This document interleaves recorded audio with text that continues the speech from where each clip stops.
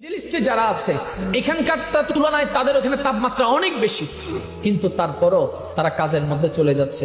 ঘুমের ঠিক নাই, খাবারের ঠিক নাই, রোদ, মারাত্মক রোদ, শরীর তো কভার দেয় না, হাজার হলো তো মানুষ।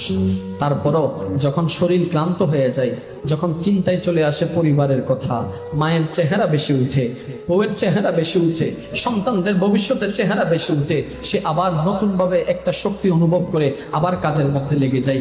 ঘামের পর ঘাম পড়ছে, খাবারের কোনো ঠিক নাই, পানির কোনো ঠিক নাই। ও ভাই, এত করছো কেন, এত কষ্ট কেন সহ্য করছো?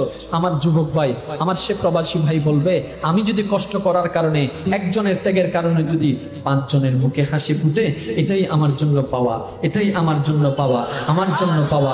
এবার এটাই হচ্ছে পুরুষ জাতি দিন রাত করে যাচ্ছে, এটাই করা দরকার, এটাই সুন্নত, এটাই দায়িত্ব, কর্তব্য পালন করতে হবে। কিন্তু শ্রদ্ধার সাথে বলি, নিজেরটা ভুলে যায়েন না, কারণ 99% আপনি যাদের জন্য করছেন তারাই চোখ উল্টাই ফেলবে, এটাই বাস্তব। ইচ্ছাই হোক অনিচ্ছাই হোক, করোনাকালীন সময় তার বাস্তব প্রমাণ পৃথিবীকে দেখাই দিয়েছে।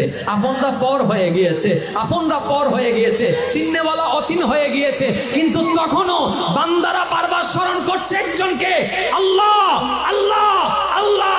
এই করোনাকালীন আল্লাহ ডাকটা প্রমাণ করে দেয়। আল্লাহ পাক বলে, এই বাস্তব তোর আপন কেউ নাই আমি রব ছাড়া, তোর নবী মুস্তাফা ছাড়া।